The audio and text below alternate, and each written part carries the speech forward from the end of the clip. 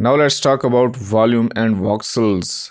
We will use volume for creating the smoke simulation or creating the fire simulation or explosion or clouds or any kind of volumetric simulation. We always deal with voxels. Let's talk about what are the voxels. So to explain this, let me create a geometry node in here and dive inside. And in here, I'm going to first create let's say rubber toy geometry. Let's add this. And in here, as you can see, we have the rubber toy geometry and it is made out of points. If I enable my point display, here as you can see, we have these points and it is made out of points and primitives. These are the primitives that we call the faces. Let me enable my selection tool. Okay, these are the primitives. In Houdini, these are called the primitives. In other software, I think called the faces. But it's a simple polygonal piece of geometry that is made out of points and polygons. And same way, if we want to convert this into volume, we need to convert this geometry into voxels. And to convert this geometry into volume, we have two types of volume inside of Houdini. We have the VDB volumes and we also have the native Houdini volumes. So let's see how we can create both of them. And to create the Houdini volume, Houdini native volume, we have a node called ISO offset. If you type ISO offset, let's add this node and connect this in here. And let me activate my ISO offset. And here as you can see, now I have this fog representation that is the volume. And onto the ISO offset parameter, here as you can see, we have the output type. It is set to fog volume, which means we are converting this into a fog volume. I can change this to STF volume. Here we have the STF, that is the sign distance field. And if I middle mouse button, here as you can see, we have right now we have 1 points and now we have a one grid volume. And here we have one grid volume and that is a Houdini volume, Houdini native volume. And the other way you can create a VDB volume, we have a node called VDB. If you type VDB, and here as you can see, we have a lot of different types of VDB that are used to add the different kind of operation with volumes.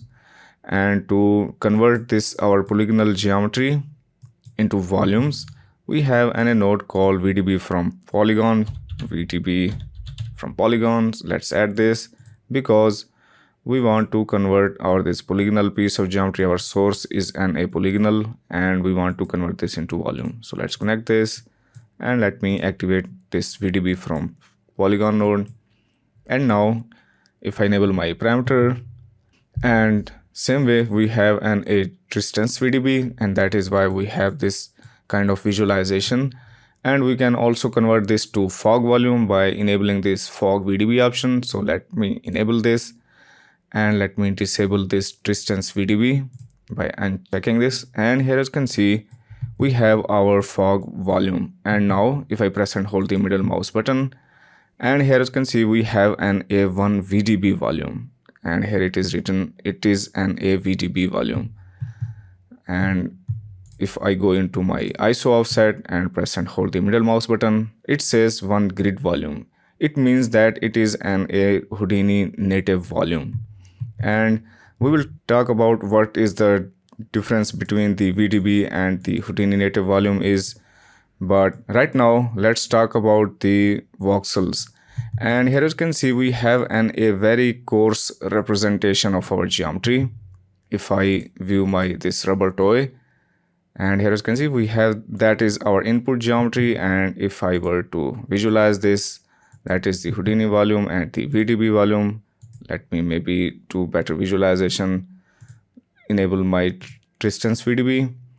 And in here, I can see a little bit of improvement if I enable the ISO offset, but both of them are not accurately converting my geometry or this polygonal representation of a geometry into accurate volume.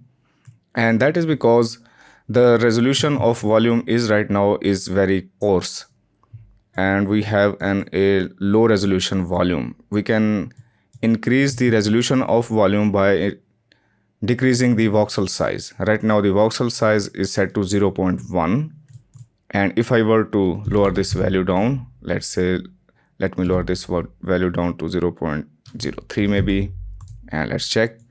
And here as you can see, now I have a much better representation of my polygonal piece of geometry.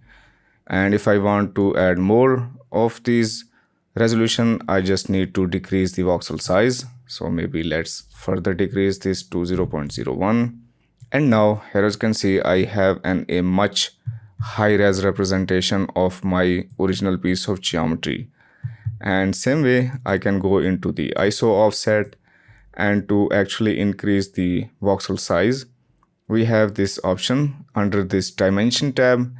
And right now it is using this max axis and the uniform sampling divisions method to add the resolution, which means I need to increase this value to add more resolution.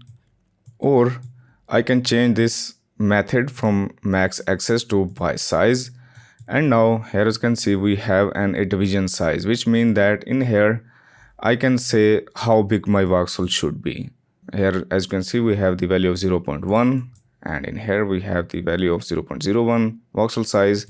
Same way I can just need to lower this voxel size value down. Let me change this to 0.05 and maybe further decrease this to 0.03. And here as you can see, you can continue decreasing this value down and you will get your volume representation, you will get your volume sharper and sharper.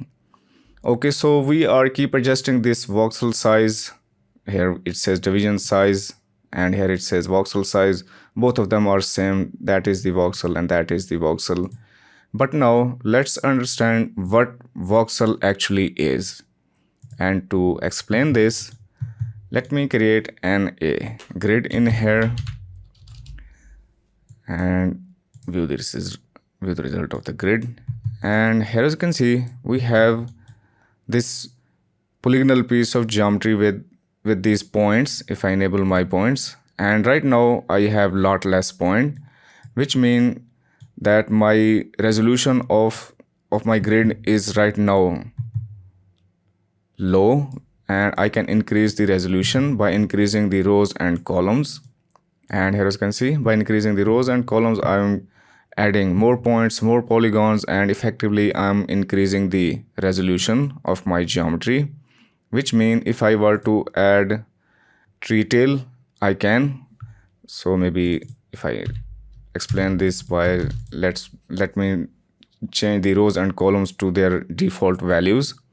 And in here, let's say if I want to add a sculpting detail or any kind of deformation detail or extrusion, let's create a sculpt node in here. I can sculpt my geometry by adding a sculpt node.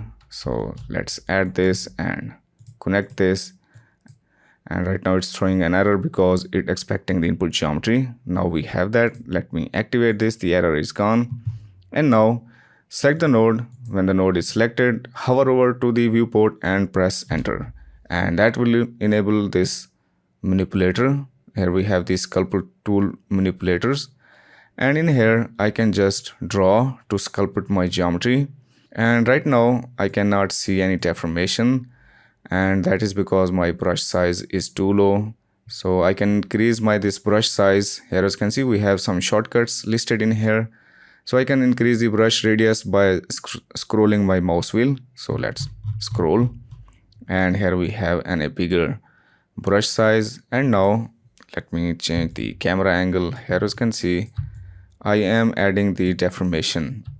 And maybe it is easier to see if I were to change this to smooth frame wire shaded. And here as you can see, I am adding some deformation. And I can reverse the effect of the sculpt node. If I come over here, as you can see, we have the inverse operation. If I were to press and hold the control key and then draw, then we will have the reverse effect. So let's press and hold the control key and draw. And now we are adding the inward of this inverse operation. And I can change the different brush type. Here, if I come over here onto the brush, right now we are using the clay brush. I can change this to move, which means now I can just select my points and just move them. And we also have all of these different types of brushes, sculpting brushes. Let me change this to clay again. And you can also scroll down your brushes by going through the number. Here as you can see 120, which means I can just type 1, 2, and now we have clay strip 3, 4, 5, all of them. By these are the shortcut. By using these numbers, I can just move through all of these brushes, or I can just change this to clay, change this from here. And now let me increase the resolution of my grid. If I want to add more resolution, I want to add create a fine detail, I must have to have more resolution, right? So let's go into the grid and let's increase the number of rows and column to increase the resolution.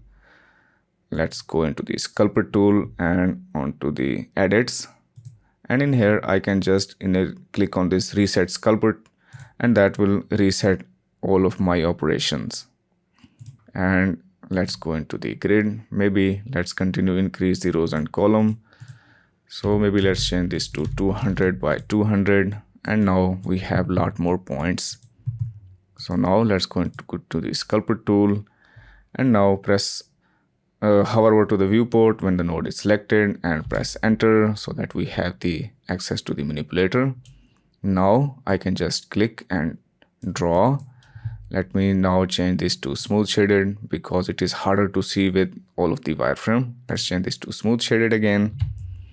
And also let's reset the sculptor, and in here let's lower down the brush size. Now I can draw, and I can increase the strength by here. As you can see, we have the strength. So let's just press and hold the middle mouse button and let's increase the strength of our brush.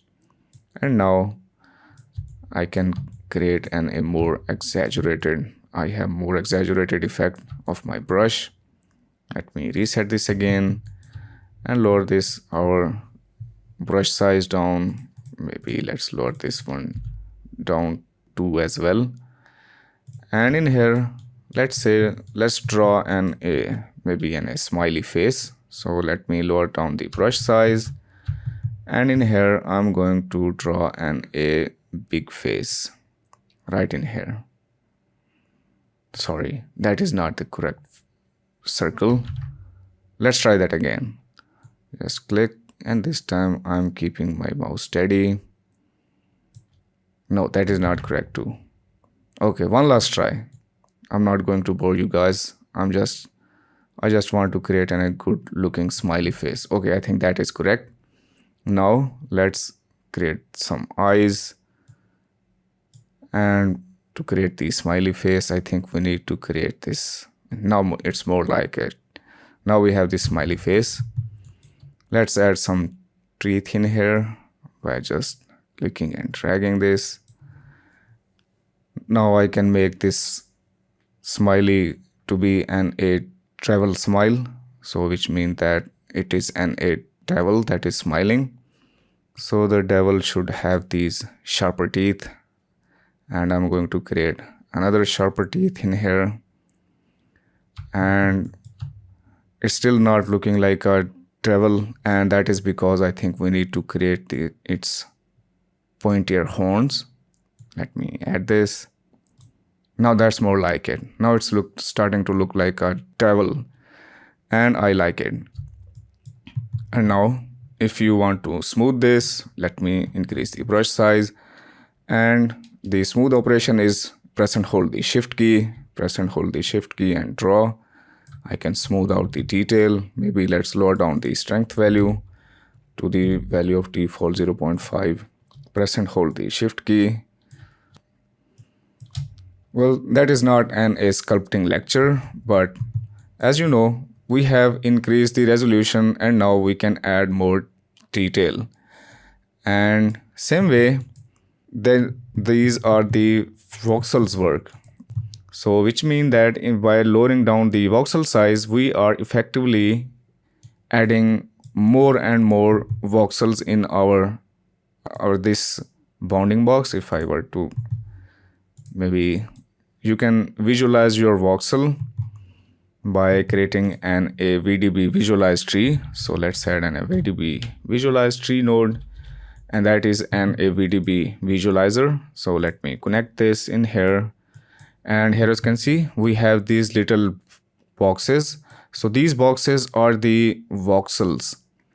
That is the resolution of our volume, and we can adjust them by decreasing this voxel size. And if I were to, let's say, increase this, if I were to increase this to a value of 0.2, and now here as you can see we have bigger size of these boxes, which mean we have a very low resolution. That is why we are getting a very coarse representation of our volume. And if I were to lower down the voxel size to a lower value, and let maybe continue decreasing it, and here as you can see, by decreasing the voxel size, I am creating more voxels and creating more resolution, and thus we are getting this accurate representation of our geometry. So you can think of the voxels as a 3D pixels, right? Because we have these voxel, these are the boxes. So you can think of them as a pixel. The more pixels you have, the more sharper your image get, right? And I can even explain this in here to make my point. Let's create a grid node in here, and I can add a UV attribute from map node to actually apply a diffuse map onto these points. So I have a node called attribute from map node. So let me add this and view this, and that will use the image file to add a texture onto our grid. So onto the attribute from map node, I just need to define my map. I can define my map by onto this. Here we says map source, that is set to file, that is correct. And now I can just pick any image file that I like to apply onto my grid. So just click on this, and in here let's go into the Houdini pick texture folder. Let's click on it, and maybe in here we have the option, I think, for the preview images. I can do so by right click, and here we have the option to show images. So let's check this, and we have some textures, and we also have some more. Let's go back by double clicking on this true dot folder, and that will get you a one step back. So we are right now in the Houdini directory. Now we are in the Houdini pick directory, and in here let's find some. So think of these boxes, these points as a voxel. If I were to create more sharper image, I just need to increase the voxel size, or sorry, in the pixel size, right? I can do so by going on to the grid. Let's increase the rows and columns by, okay, that is the correct orientation. And by increasing the rows and column, I am effectively lowering down this box sizes, these polygon sizes. I'm adding more resolution. I'm adding more pixel for to say. I can continue adding more and more pixel, and my image will get sharper and sharper. And same way we have these voxels. So these voxels are basically a 3D pixels. I think it's enough on the topic of voxels. In the next lesson, let's explore the difference between the VDB volume and the Houdini native volumes.